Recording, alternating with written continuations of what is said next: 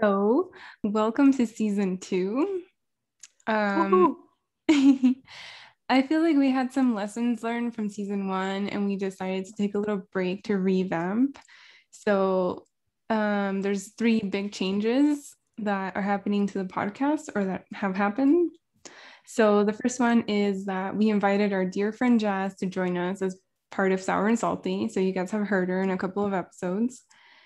And then also, along with that, we have also asked Imes, which is like a graphic design firm from El Paso, to design our new logo. So that's reflecting the addition of our new podcast mate. And by the time that this episode airs, you guys are already going to see the art, which we're super excited about. And then another big change that we're doing is that we're implementing a little more organization. So there's so much that we want to talk about. So we're dividing the year into themes. And then I think like at the end of the first theme, then we'll like hint at the next, but we've kind of planned it in succession, right? Mm-hmm. Yeah. Right. We had so many things that we wanted to talk about. We could not limit ourselves to one topic. Yeah. So there we go. Welcome to season 2. We're super excited. Jazz is here. So pumped. Hey. This is literally, I feel like we're back in Lobo Village. I know. Oh my God. I was literally thinking like, what if we went back in time and told like our 18-year-old selves that we were going to like have a podcast later on? And I don't know. Podcasts exist whenever we were in college? I feel like probably. I know, I was trying to think. I was like, did I even have a Spotify back then? Like, oh, that's a good question. I don't remember. Did I have Spotify? I don't even know. I listen to music a lot. I just don't know where. I know, I'm trying to remember that too. Was I still downloading MP3s from YouTube, like burning them? I think I was. I like specifically remember looking up twerking on YouTube and downloading it to an MP3. So I'm pretty sure I don't have Spotify still, but I'm pretty sure I didn't have Apple Music. Yeah. Wow, times have changed. Yeah, wow. Okay, well, now that I feel old, let's lead into the first episode of our second season. I'm so excited. And this one, I was going to describe it as hitting close to home for me, but then I decided it's more accurate to say that this is like where I live. This is my home to me. Imposter syndrome is something that I feel like is just me in a general sense. But that's what we're going to be talking about for our first episode in our first theme, which is psychology. So I'm super pumped about that. Jazz and Nicole stuck out a lot of psychology assignments and homeworks with me in college whenever I would talk to them about all of the interesting things I was learning. So this is going to be really familiar.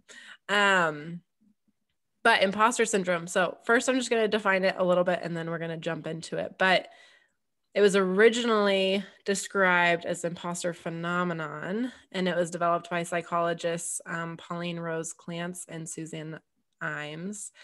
And they specifically were talking about quote unquote highly qualified women feeling like a fraud, feeling like they weren't qualified to be in the spaces that they were.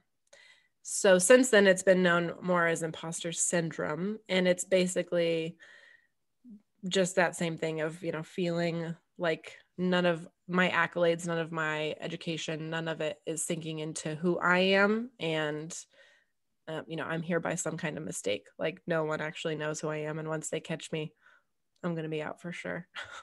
I'm going to be kicked out of my job. They're going to feel like they're going to know I'm a fraud. And so this is actually a super common occurrence. I know it's a common occurrence among therapists. I don't know about what it's like in other professions or in other like places.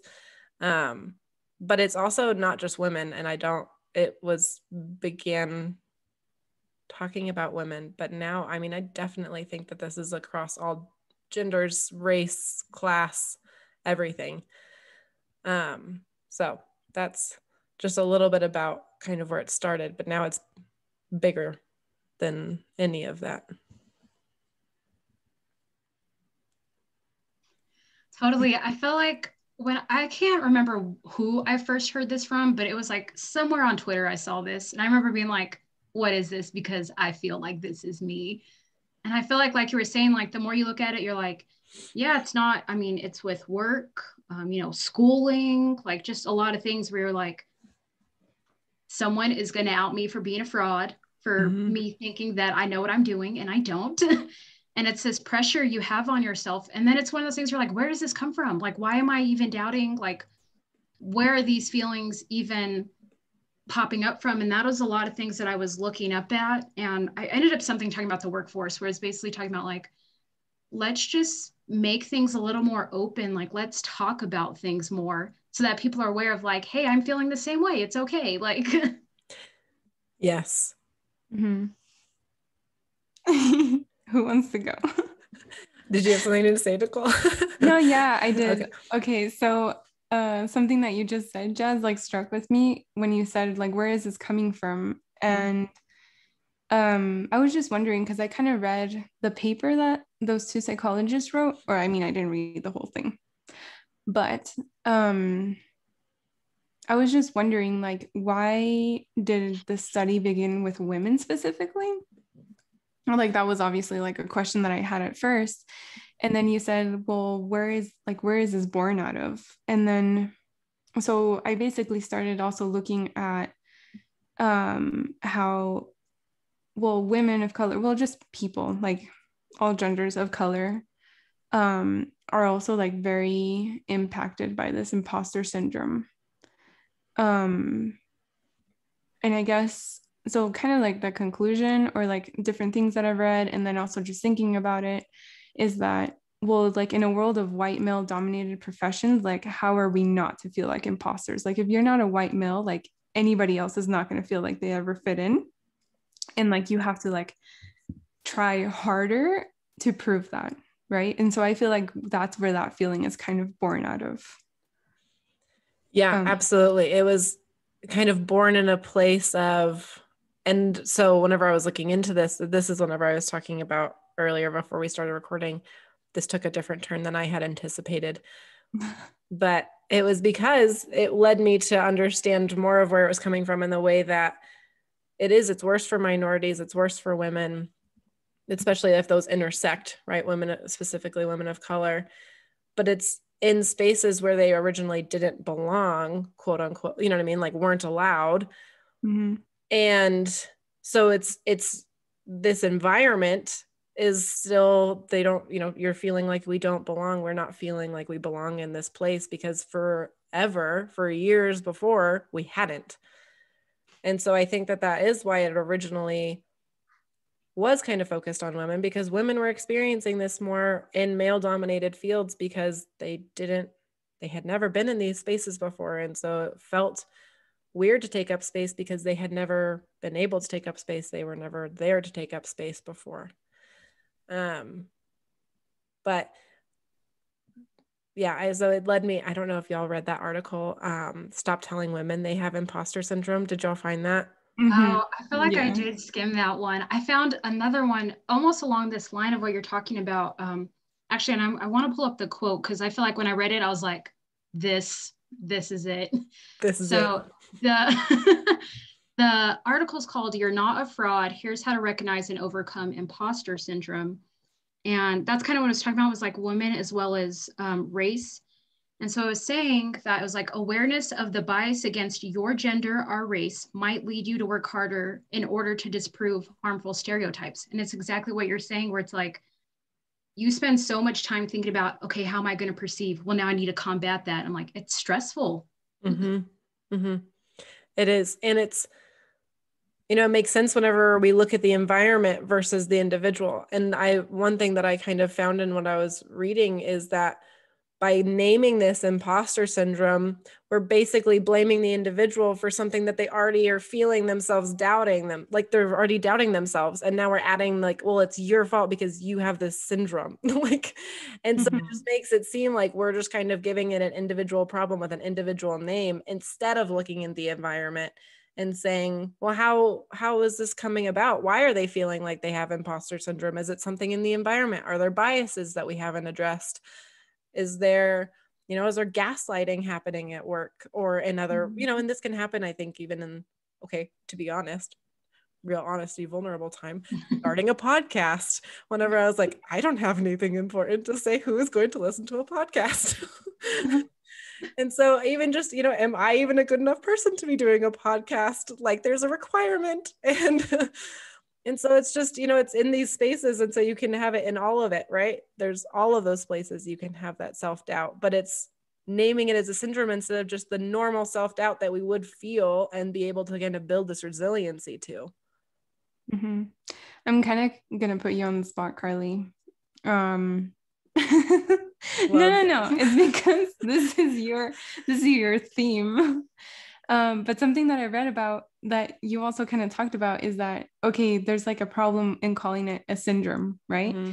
And so they originally called it a phenomenon. Mm-hmm. So then what would you say is the difference, and how do you feel like calling it a syndrome like affects us more like? Ooh, I like that. Does that make sense? Yes. I do feel like the phenomenon has more, and I'm not actually sure this is accurate. Here's the self-doubt on display. But I do feel like phenomenon has more of a connotation of being environmental, right? It's or like this like thing that can happen, versus syndrome is something that is very individualistic.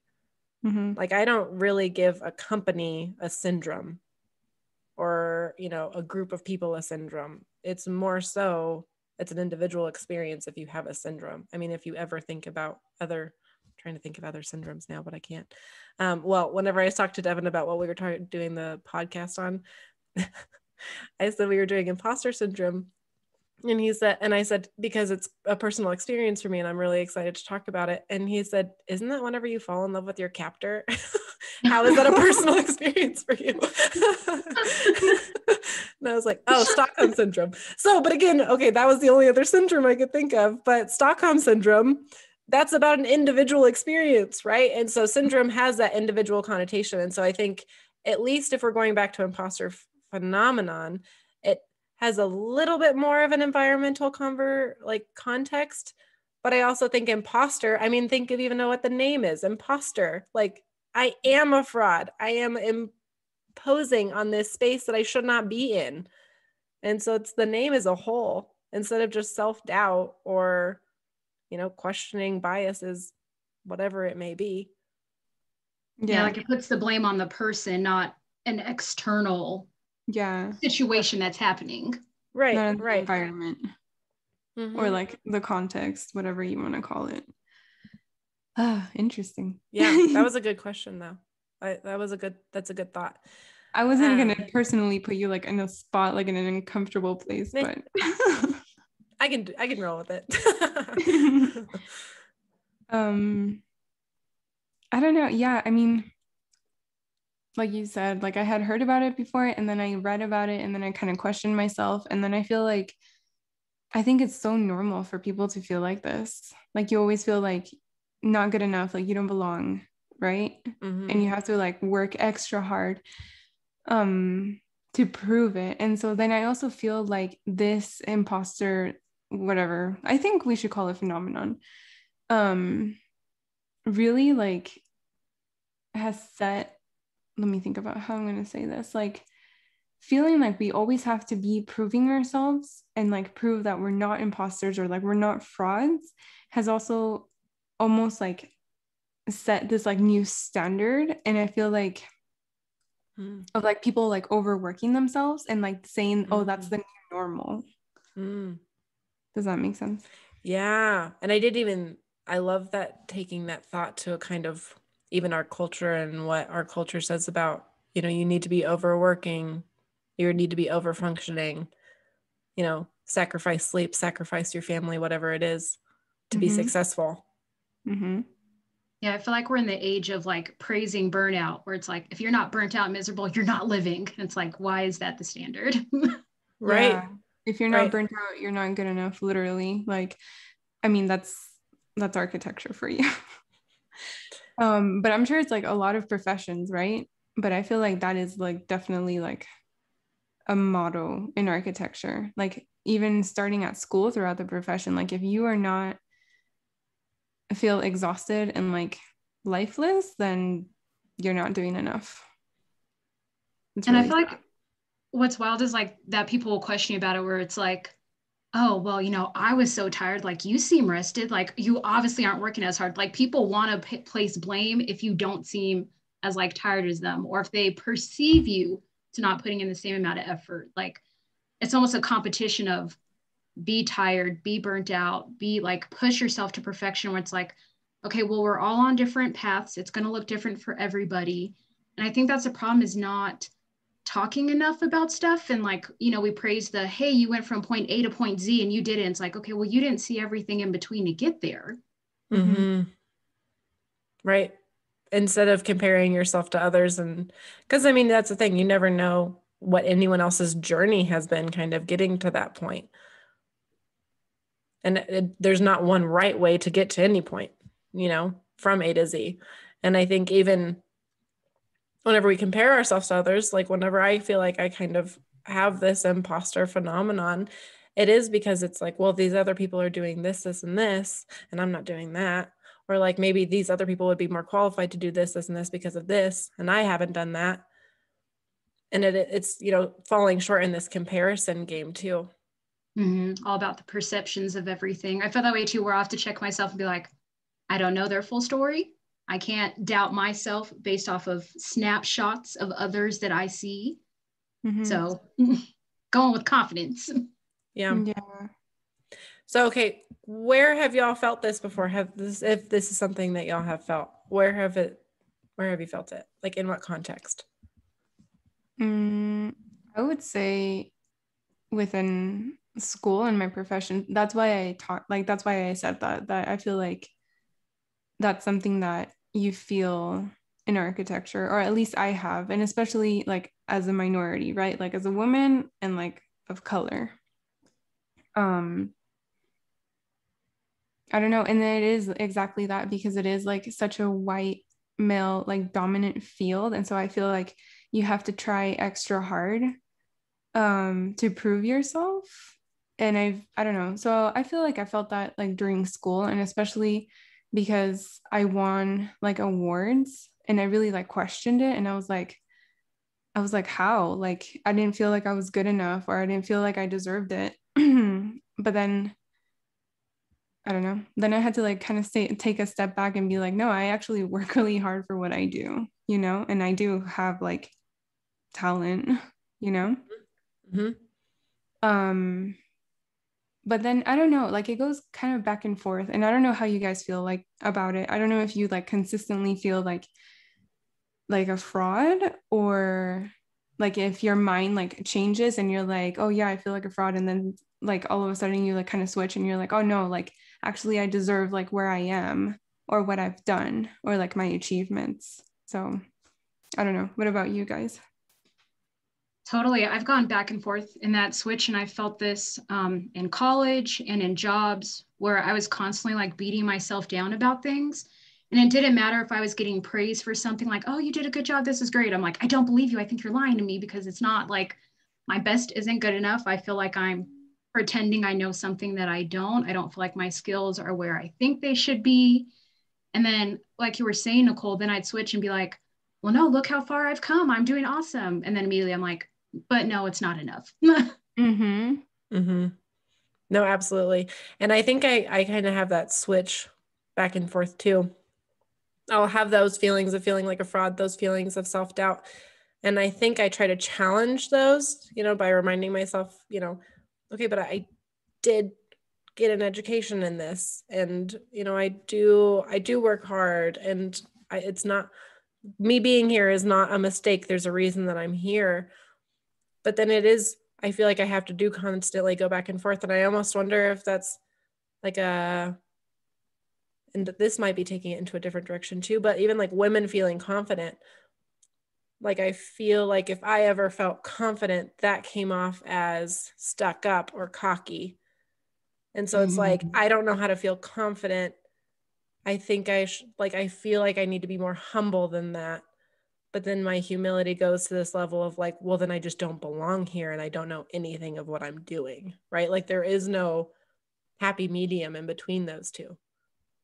Yeah, there's like a constant self-check every step of the way. And it's like, no matter what, you seem to just, you can't be like at peace. Right. You said something really interesting about confidence, and I read in one of these articles. I mean, listeners, we're going to be linking all the articles so you can kind of see them. But I read somewhere, I think it was that one that you mentioned, like stop telling women they have imposter syndrome, where they talk about men and how they are naturally like more confident than women. And so they come off as if like they have better leadership skills. And so then that also makes women like question, right? Like whatever, like their worth or whatever, and like they feel like a fraud. Oh man. No, I think I know what you're talking about. So those same women who wrote Stop Telling Women They Have Imposter Syndrome, it was Jodi-Ann, Burey, and Ruchika, Tulshyan. And they also wrote End Imposter Syndrome in Your Workplace. And they did talk about, and maybe this isn't exactly what you're referencing, Nicole, but this reminded me of it too. They did talk about, whenever you think of what does professional look like and what does even presidential look like, whenever all of our presidents have been male and 45 of the 46 have been white. And, and so it's like we need to question what we think of whenever we think of successful and professional, because a lot of times it is coming more to our minds as not looking like women, not looking like women of color. And there was another thought in that. But even thinking like we have more like men who look successful can look like a whole bunch of things. Mark Zuckerberg wears a freaking zip up hoodie. Like, you know what I mean? And it's like, if I was a woman presenting something wearing a zip up hoodie, like, do you think anyone would listen to me? But it's like men are allowed to look and act however they need to, and that's okay. And that's their brilliance. But women have to kind of fit this mold. And I do feel like that goes back into the confidence thing, because we weren't allowed to take up space. And now we're trying to figure out what our space looks like. And we haven't figured out that we can just be in spaces yet, in all of the spaces. Totally. I totally found the spot in that article. And I kind of want to read this quote. And so we say the same systems that reward confidence in male leaders, even if they're incompetent, punish white women for lacking confidence, women of color for showing too much of it, and all women for demonstrating in a way that's deemed unacceptable. And so, yeah. That whole part, just talking about that. And then there's another sentence that says like that research from this woman, Keisha M. Thomas, finds that too often women of color enter their companies as pets, quote unquote, but are treated as threats once they gain influence in their roles. That's the pet to threat. I don't know what it's like, a phenomenon or whatever it's called, pet to threat. Have y'all heard of that? No, I'm gonna have to like look at this. I know. So that's whenever women of color are brought in and brought into a company, and everyone's super excited, really excited to hear your perspectives on everything, kind of just, shown the red carpet, everyone's being super nice. And then it turns into, once women of color actually start presenting their ideas and actually start pushing back and start challenging ideas because of their perspective, then they kind of threaten the workplace and the functionality of the workplace, and they need to be more agreeable, and they need to be more of a team player, and they need to kind of not come off as aggressive or whatever it may be. And so that pet to threat, both of those are dehumanizing, obviously. And neither one of them both of them just serve whiteness, basically, because it's the white people are bringing in a woman of color to kind of be this like, oh, look, diversity, we hired a woman of color or a person of color. This can happen to men too. I keep saying women, but a person of color. And then it's, now they're having to kind of fix this thing because it's threatening the whiteness of the company, basically, because your environment is wrong. Your environment needs to be addressed. This made me think about our museum episode and how we talked about how they bring people of color to be part of, you know, whatever it is, like the curatorial practice or like the board or whatever, but then they don't actually like support them. It's just for like the novelty of it. And then it's eventually, you know, those people don't feel supported, so they end up leaving or whatever. Right. Yeah, it's like, let's get like our token person of color in just to show diversity and have that claim of, look at how diverse we are, look at how inclusive. But it's like, what are the actions you're actually doing to have an inclusive, diverse environment? Is there equality within that environment? Most likely, I'm sure the answer is no. Right. Especially if there's one token person who you're not listening to and any of their ideas. But then that's even putting too much responsibility even on one person of color too, you know? And that's what Jodi-Ann Burey, one of the authors of that article, talks about not bringing your authentic self to work, because she talks about, like, as a person of color, it's not safe always to bring your authentic self to work. And that's not, you shouldn't be punished for that and be hurt by that by trying to bring your authentic self to work. And it was interesting listening to their perspectives on imposter syndrome, even because they talked about, you know, they've never felt like they belonged in any space. And so this is just something that they've built up a resilience to. And so it's even interesting to think about that level of it, where I'm facing this now being in a professional setting, and I felt it in school a little bit too. Where it's like, I haven't ever had to really face that until I got older. And so even the privilege of that, if I didn't have to really build a resilience to this, because I did feel like I belonged in those spaces up until now. So why do you feel like you don't belong now? I was trying to think about that because, and I feel like it's interesting with therapists because it's not, I don't have a company setting like a lot of people have a company setting, right? Like my work is done very individually. I don't work with a bunch of other therapists like on a project or something, right? You know, I don't like collaborate a whole lot. And so I don't know if it's because the other therapists in my building, I love, they're great. And, you know, very supportive, very encouraging. But I think it's because a lot of my work as a therapist is done in a room where I'm not alone, I'm with clients, but I'm in my own head about it. Like no one else gets to see me and talk about my work and kind of provide any kind of constructive criticism. And so it's like, I am my own critic all the time because no one else necessarily sees my work. I don't know. I think it's just because it's so individual, I guess. That makes sense. Which is going to be different than, you know, other workplaces that they were talking about too.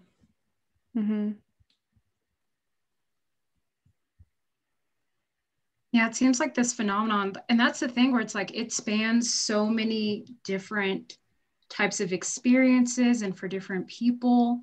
In a way, it should bring everyone together, be like, hey, I think we're all going through this. Like, let's talk about it. Let's deconstruct what's going on and like get this out of our mind. And I don't know. This whole thing bothers me that like we have to feel this pressure so much, and that because I feel like this is something I feel like almost daily that I think about, like not the term itself, but like just going through that where it's like, I don't think I'm doing this good enough. I don't think I deserve this position. Like a constant pressure. And on the flip side, this was something I don't even know how I ended up finding this. It's on the total opposite spectrum of this. And I don't know if either of you have ever heard of this before, but it's called the Dunning-Krueger Effect. I think I heard about it, but I don't know what it is. So it's like completely opposite of the imposter syndrome. So it's this theory where like people are any person, like they lack a skill or expertise in something, but in their mind, like they have this illusion that they're like the best at it. They're great. Like they're like overhyping themselves up about like the reality of like what they bring to the table. Sounds like like some that must people be I know. I was literally thinking about that. Like some names came up to my head. That's funny. Yeah. Well, I mean, it was just so I thought about this conversation I had in grad school. So in my graduate school program, there was 14 of us in our cohort, and four of the people in my cohort were men, and then the rest of us were women. And we were talking one day about self-pay rates, like what a self-pay rate for a therapist would be. Money has always made me uncomfortable, so there's already that off the bat for me. But also, so then we started talking about what like our normal self-pay rates and everything for therapists. And one of my professors worked in the Dallas area, and she was talking about, I can't remember exactly what it was now, but it was like $150 to $200 per hour or something for a session. And I just immediately was like, I could never charge that much for a session. You know, I would feel so uncomfortable taking someone's money for that.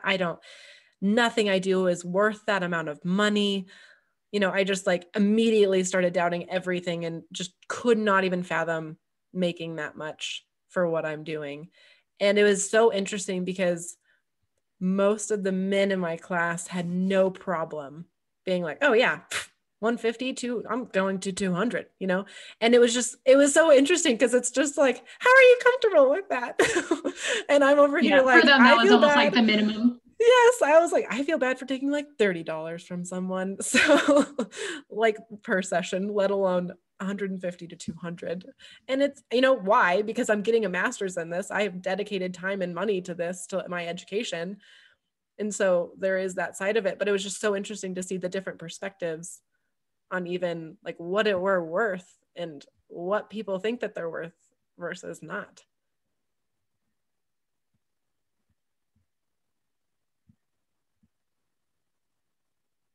I was gonna what? We all just smiled. We're like, so I mean, I was just gonna say, I wonder why like men are so much more comfortable just like taking money, but then at the same time, it's like it's a service, right? Like for your particular field, it's like, I mean, like it's medicine, like it's a medical, like it's important, right? Mm-hmm. Mental health. So why would you not? I mean, I see where you're coming from. Like you don't feel right taking that much money from someone for like a session, but at the same time, like you have to think about what you're doing for that person, like how you're helping them through something, right? Mm-hmm. Right. And I feel like, I mean, that just goes for other professions too, like in the design profession too. Like you wouldn't believe the amount of work that it takes to do something that seems so simple, you know, and like how many iterations it takes. So it's like, yeah, it seems like you're taking a lot of money or like paying a lot, but it's also like a lot of time and education and skill and dedication that it took to like, you know, get to that point. Mm-hmm. So, yeah. And I think that's usually where the like, whenever we were talking earlier about the challenging in your head goes, because I think that that's the dialogue I usually have in my head about, you know, things that I'm doing. And it's like, no, I am sitting with someone in something that's hard and I'm helping, you know, this is helping. This is proven to help. And, you know, what I'm doing is proven to help. I have evidence-based practices on my back. And so it's, you know, I think that those are the things that I talk to myself about. It's just, it's so interesting that there's just you know, there's such an end of the spectrum of people who feel like they have learned all of the things that they ever need to learn. And they're super good, you know, whatever the Dunning-Krueger effect, not Dundon. the Dunning-Krueger. Dunning-Krueger effect. And then on the opposite end of the spectrum, you know, just thinking that no, there's no way that I'm helping at all. And there's no way I know anything. And I think that that is one thing you can kind of find yourself in the middle of knowing that, okay, don't know everything. I do know I can help this person and I can, you know, take that self-doubt as motivation to kind of grow in the areas that I don't feel as comfortable in or I don't feel as confident in. well, I mean, this is another way to think about it. Like if they didn't feel like it was worth it, then they wouldn't be seeking you out. Like if they didn't feel like it was worth paying it, then they wouldn't be there in the first place, you know? I have told myself that about my clients that continue to show up. I'm like, well, they know how much it is.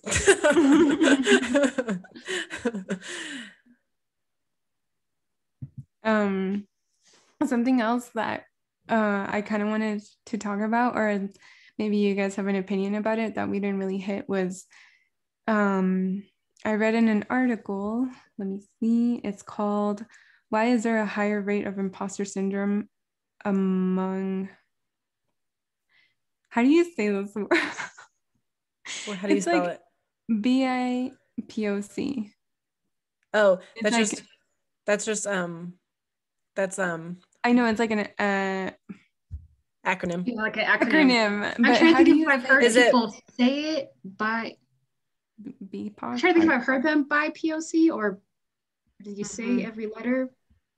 I have to look this up now. Hold on. I know, me too. That's why I I feel read it like I and I was have like, heard that it said again. as like a word, but I mean, I thought know so it's an too. acronym, but I thought so too, and then I doubted myself, and I was I like, know I'm because just I gonna was gonna spell it say out. right because now I was gonna say BIPOC is not something I feel like I've heard, but I can't think of what else it would be. We're totally cutting that out. Excuse me, Oh, okay. So actually, crazily, it says the word is pronounced BIPOC. You don't pronounce each letter separately, I knew it. Okay. which is weird. I thought it was like bi POC, but yeah, I guess it's BIPOC. Okay, so Okay. maybe I haven't heard that. Okay, let me like cut back. Rewind. Okay, so I read this in this article and it's called Why is there a higher rate of imposter syndrome about among BIPOC?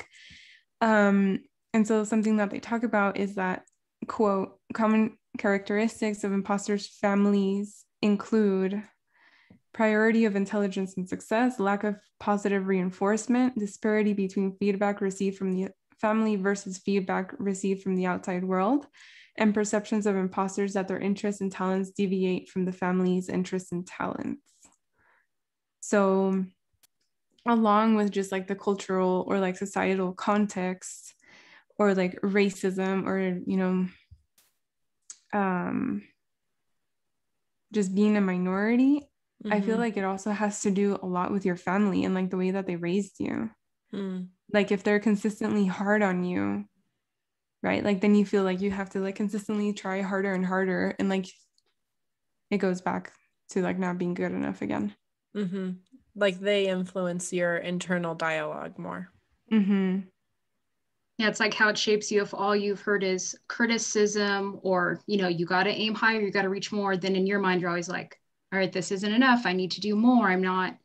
And I feel like even if doesn't become your language, you're always going to hear that other person in your ear. And that's, there needs to be such a balance, right?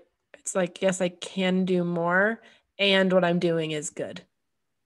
You know what I mean? Like instead of I need to do better or I'm failing, it's, and I am doing a good job and I can continue to grow. I'm going to continue to be better, but that doesn't mean that I'm not doing well now.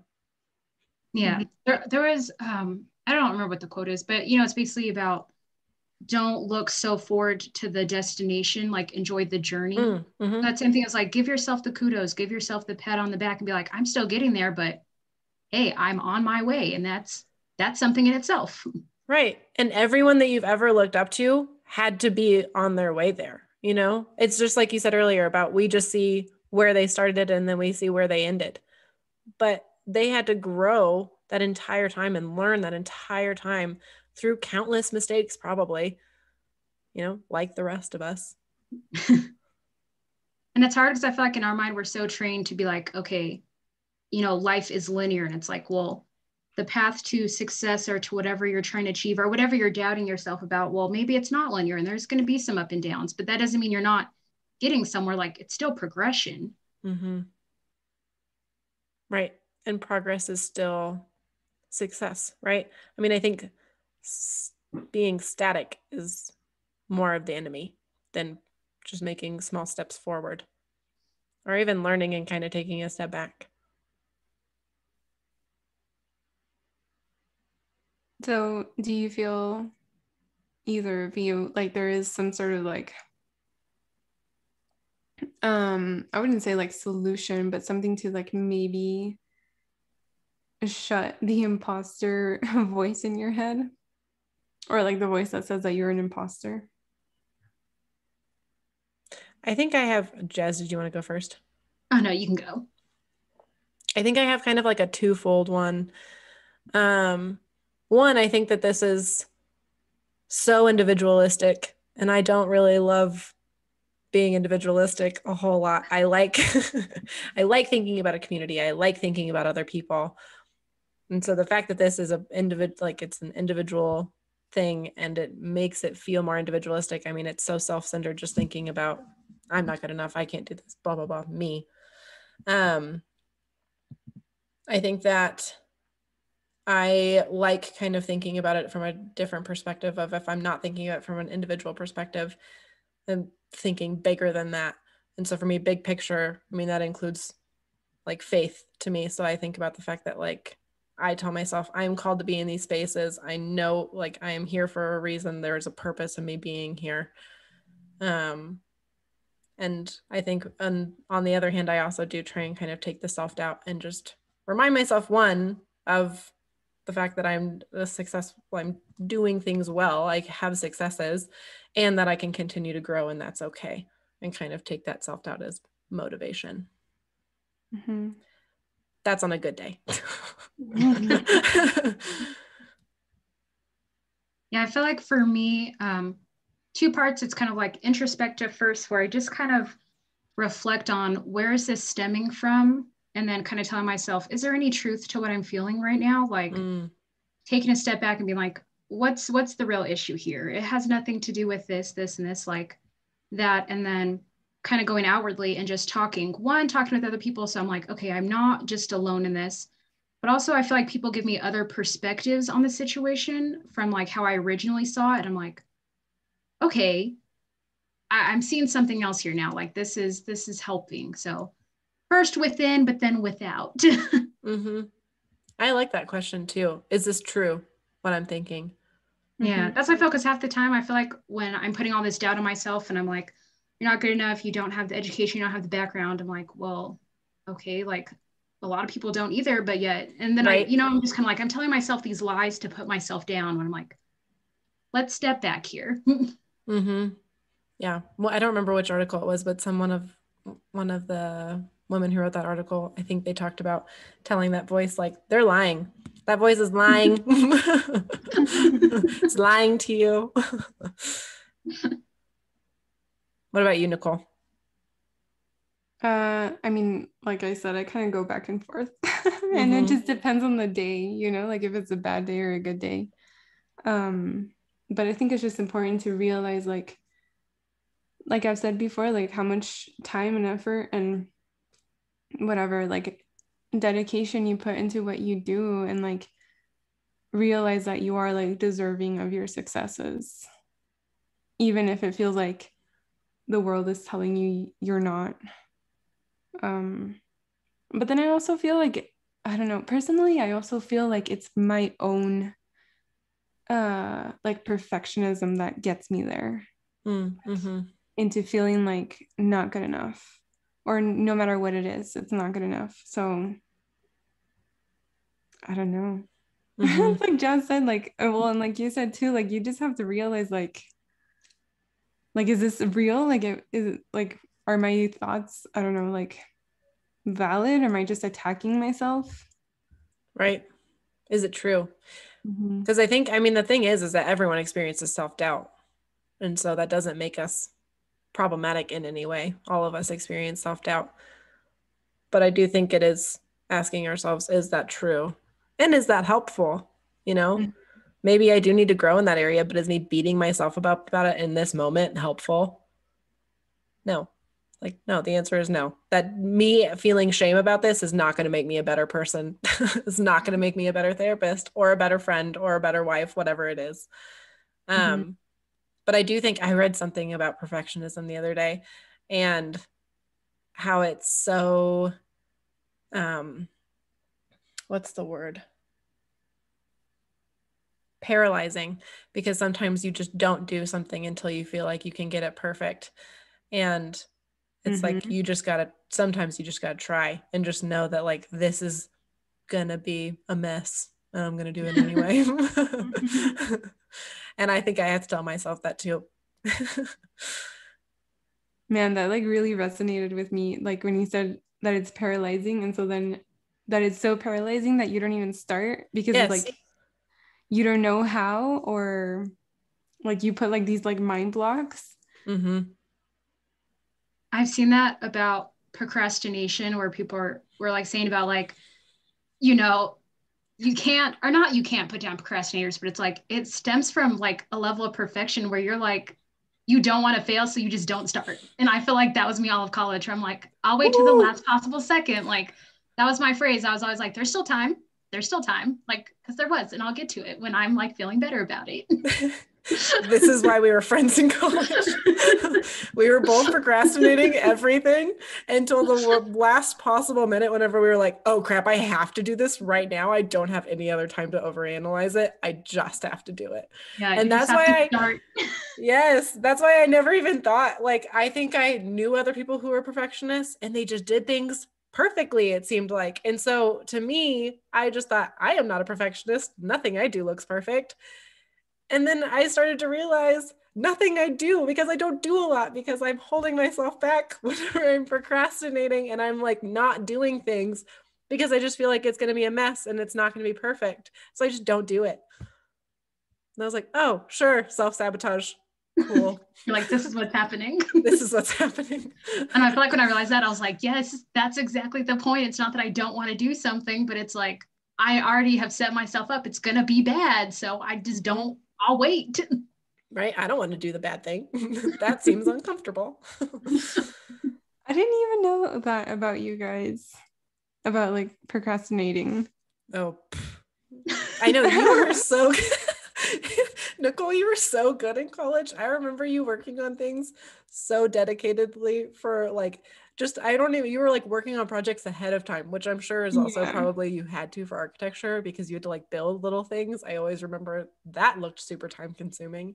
Yeah. Whereas psychology, I could procrastinate a whole lot. I feel like even before architecture though, like I always wanted, like if I knew that an assignment was going to be due, even if it was like 2 months out, I would just do it because like I just wanted to get it out of the way and enjoy life. That's a beautiful thing. Hold on to that forever. No. Meanwhile, we torture ourselves the whole time. Would have been over. I read that. That is long gone. No, Nicole, get it back. I know, that's the thing. I read that whenever I was reading about procrastination, is like we don't want to do the bad thing, so we keep putting it off. And instead we just feel that bad about it the whole time we're putting it off instead of just doing it and getting it over with and then enjoying the good. It's like, no, I'm just not going to enjoy anything until I have to do it. And then I'm going to get it out of the way real quick. I don't know, but that, like I said, that's changed because I used to be like that, like super on top of everything, and then at some point like it just switched, and it's almost like I needed that pressure of like, okay, this is due, and that's how I would be able to do it, like whatever it was. Me. So yep, same. I think people just, they're weird. We're weird. Our brains are not always helpful. They try to be. No. But then they fail sometimes. I feel like they sabotage us. They do a little bit.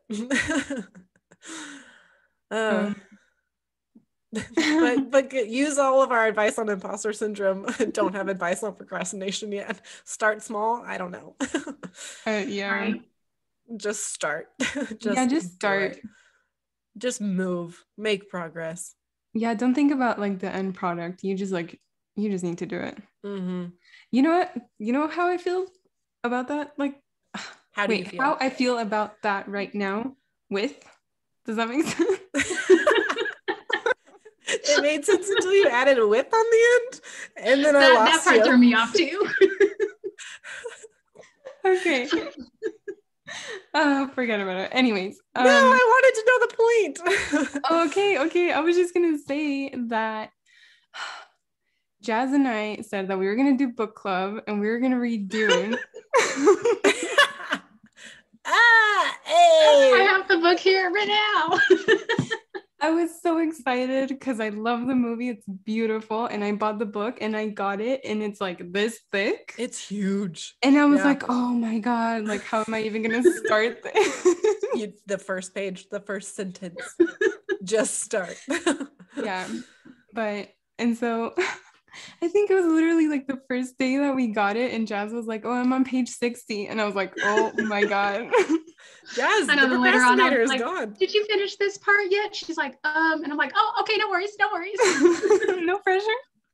But I need you to give me another deadline because I feel like I got to page 60, like that one time that you told me you were in page 60, and I got there and then I stopped. So like you need to tell me what page you're on now.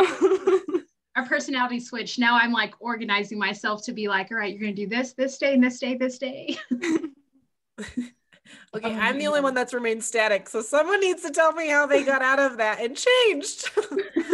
I don't think I have gotten any more organized or less of a procrastinator at all. It's not your journey yet. I'm on a different journey. I can't compare. Fine. All right. Well, the rest of y'all just take small steps. And to whoever is listening, whoever hasn't turned us off at this point, as we went down a totally other funny trail on this. Well, enjoy season 2, y'all. Welcome to season 2. Glad you're here. Thanks for sticking it out. Until next time. Until next time.